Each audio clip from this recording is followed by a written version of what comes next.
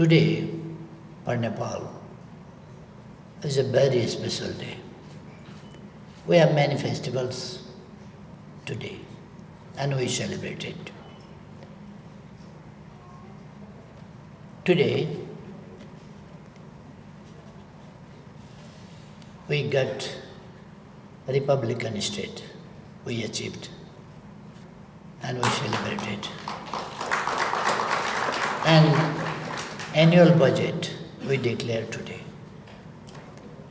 This is another occasion for us. And particularly, today, some 72 years before, Mount Everest was conquered by Edmund Hillary and Tenzing Norgay. I would like to respect them and other climbers as well.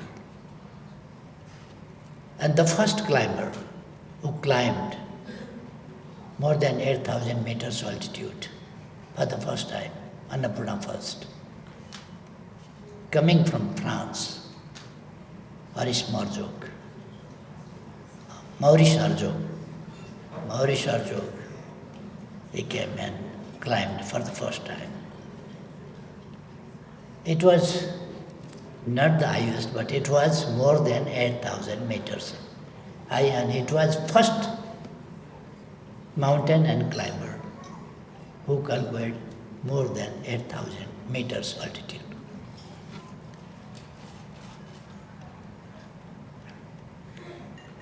And Mr. Maurice Arjouk, he lost his fingers and toes. Even then, he wrote a book about mountains and climbing, about the mountains of Nepal. And the book was best, which was best sold of that year, first in number.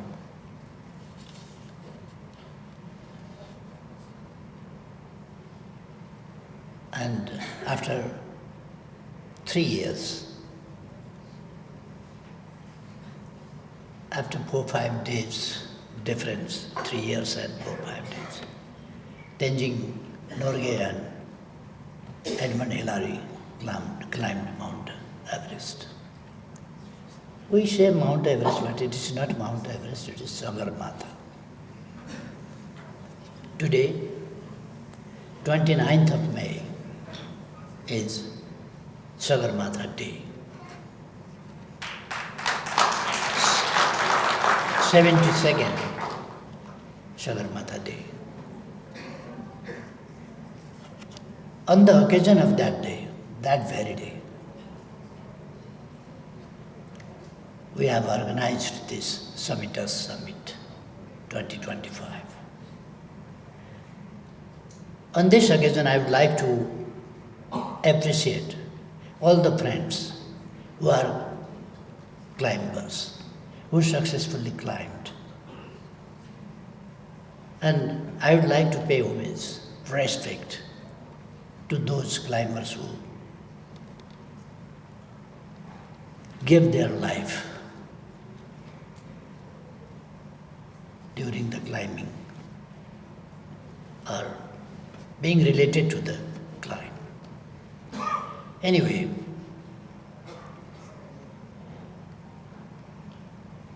we are now discussing being part of this Summiters Summit.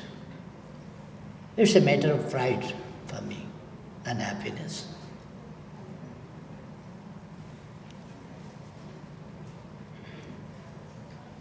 यति बेला हामी यो समिटर्स summit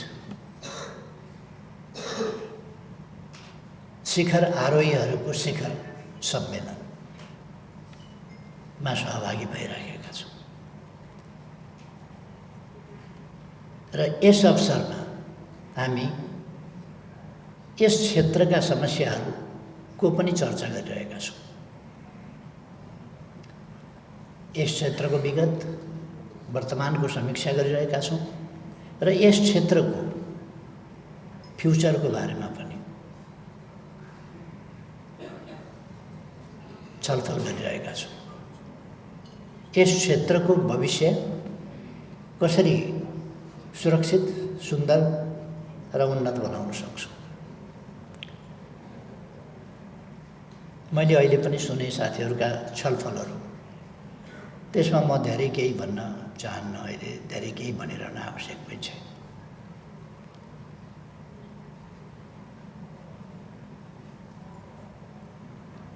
यस क्षेत्रमा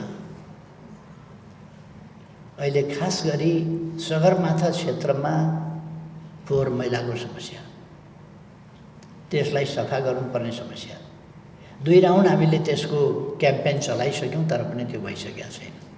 अझै पनि हामीले अभियानको रूपमा सगरमाथालाई सफा राख्ने प्रयासलाई निरन्तरता दिनुपर्नेछ। त्यसमा केही रुल्स रेगुलेसन पनि बनाउनु पर्नेछ। जसले लिएर जान्छ उसले कुनै पनि फोहोर त्यहाँ गर्न पाउँदैन र जे लिएर गएको हुन्छ त्यो चिज यदि बिस्कुट खायो भने खोल बुझाउन ल्याउनुपर्छ फेरि बेस क्याम्पमा। यस प्रकारका रुल नराख्ने हो भने अर्को आरोही चाहिँ त्यही फोहोर मात्रै सफा गर्नका लागि जानुपर्ने हुन्छ। एकजनाले फ्याँकेको फोहोर फेरि 2 जना सफा गर्ने अर्को चाहिन्छ। त्यसो भएर फोहोर सफाइको पनि बन्दोबस्त गर्नुपर्ने हो कि। अहिले हामी ऐनको संशोधन पनि गर्दैछौँ, नियमको संशोधन पनि गर्दैछौँ। यसमा विभिन्न पक्षहरूको बारेमा छलफल गर्नेछौँ। त्यहाँको भइरहेको क्राउडको बारेमा, अघि हामीले भिडियोमा पनि हेऱ्यौँ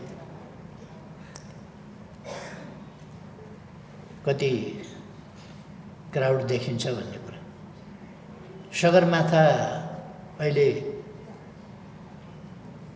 पहिलेको जस्तो छैन, हिलारी र तेन्जिङ नोर्गे चढेको बेलाको जस्तो छैन। अहिले थुप्रै मानिसहरू चढेर एउटा बाटो बनाइसकेका छ, डोरी टाँगिसकेका छ, पुल यहाँनेरि यस्तो राख्नुपर्छ भन्ने कुरा भइसकेका छ। यस्ता थुप्रै कुराहरू भइसकेका छन्। त्यसकारण धेरै सजिलो छ, पहिले जस्तो गाह्रो होइन।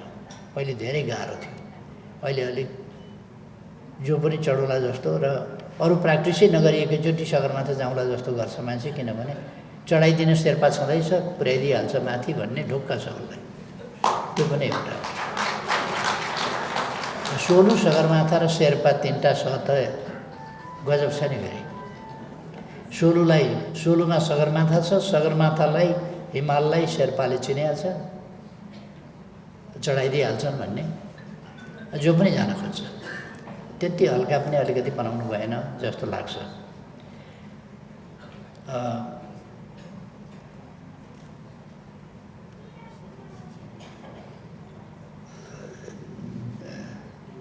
The amendment of law is registered in the National Assembly or Upper House of the Parliament, and the rule is going to be amended. It is already in the cabinet. So we are discussing about the amendments of these rules and regulations, law, rules and regulations. How we can improve the situation in Sagarmatha, in Mount Everest, in Sagarmatha. How we can make Sagarmatha cleaner and easier and very safe too. त्यसो भएर केही छ गर्नुपर्ने कुराहरू भने mountaineering association छँदैछ,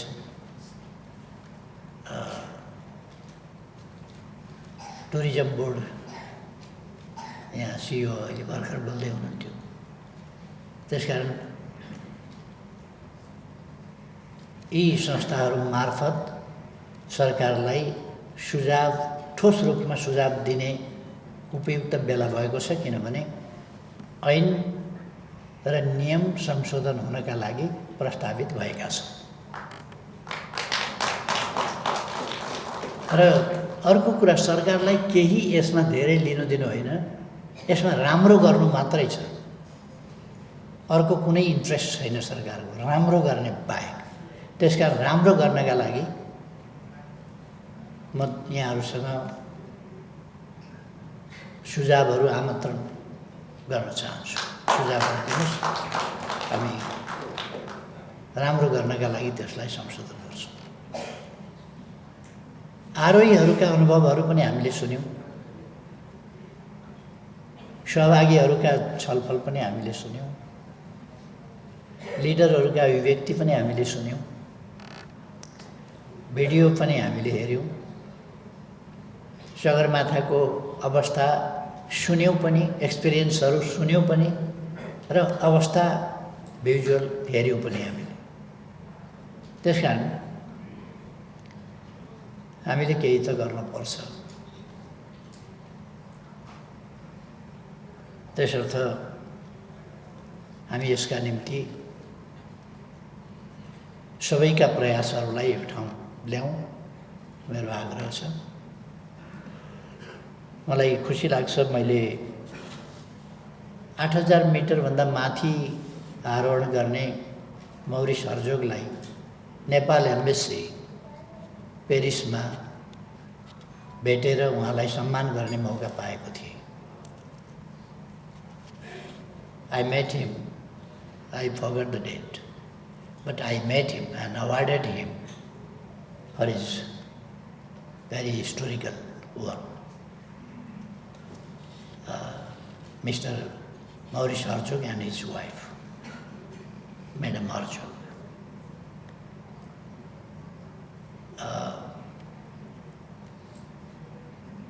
French साथीहरूमा पनि अरूतिर जस्तै हिमाल चढेका साथीहरू र हिमाल आएका, हिमाल देखेका साथीहरूप्रति उनीहरूमा नेपालप्रतिको ज्यादै गहिरो भावना छ।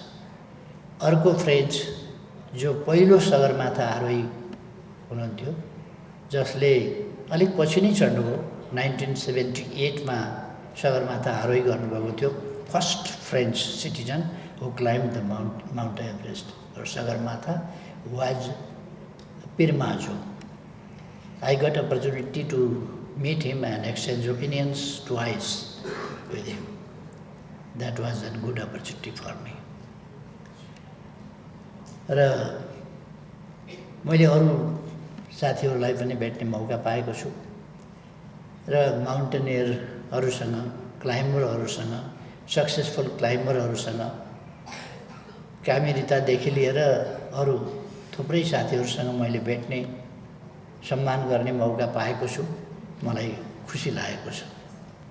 सफलताका कथाहरू जोडिँदै जाउँ, प्रिय कुराहरू सुनिँदै जाउँ, अप्रिय कुराहरूको स्थिति नआओस् भन्ने कुरा हामी सोच्छौँ र सगरमाथा आरोहणले 72 वर्ष पुरा गरेका छ। यो आगामी दिनमा अझ धेरै वर्षहरू बढ्दै जानेछन्, सफलताहरू बढ्दै जानेछन् र अवस्था र वातावरण परिस्थितिलाई पनि हामीले अनुकूल त्यसै गरी बनाउँदै लानुपर्नेछ। यस काममा हामी सबैको साथ सहयोगको आवश्यकता छ। नेपाल सरकार यसप्रति प्रतिबद्ध छ कदम चाल्नका लागि। म यहाँहरू सबैलाई फेरि एकपल्ट धन्यवाद भन्न चाहन्छु। जो सम्मानित हुनुभएको छ उहाँहरूलाई बधाई भन्न चाहन्छु, शुभकामना भन्न चाहन्छु। र जो सम्मानित हुनुभएको छैन उहाँहरू धेरैलाई एकैचोटि सम्मान गर्न नसकिने भएको हुनाले 31 पल्ट चढिसके, अब 30 पल्ट चढ्नेलाई त सम्मान गर्न त गाह्रो भयो नि। त्यसो भएर सम्मान गर्नुपर्ने 30 पल्ट चढ्ने चाहिँ होइन र 10 पल्ट चढ्ने होइन र 5 पल्ट चढ्ने होइन र 3 पल्ट चढ्ने होइन र अवश्य हो नि। तर अब 31 पल्ट चढिएपछि त अरू तलगाले सम्मान पाउने त अलिक गाह्रो हो, कठिन कुरा हुने हो। त्यसो भएर अलिकति थोरै साथीहरूले मात्रै सम्मान पाउनुभएको हुनुपर्छ भन्ने मलाई लाग्छ। थुप्रै साथीहरूले सम्मानयोग्य काम गर्नुभएको छ, धेरै नयाँ कीर्तिमानहरू कायम गर्नुभएको छ। एउटा चेलीले एकै सिजनमा आउँदै जाँदै गरेर 3 पल्ट सगरमाथा केही समयभित्र सफलतापूर्वक आरोहण गर्नुभएको छ। यस्ता कीर्तिमानहरू छन्। छोटो समयमा सगरमाथा आरोहण गर्नुभएको छ, बिना अक्सिजन सगरमाथा आरोहण गर्नुभएको छ। दुनियाँका निम्ति आश्चर्यका कुरा। तर हामी केही कुराहरूमा होशियार पनि हुनुपर्दछ। अहिले केही इन्टरनेसनल पेपरहरूमा मैले सुनेको छु कि विभिन्न खालका कुराहरू डबिङ जस्तै केही औषधि खाएर चढेर के गर्यो मान्छेले भन्ने खालका कुराहरू इन्टरनेसनल न्युजहरूमा आयो भन्ने कुरा मैले सुनेको छु।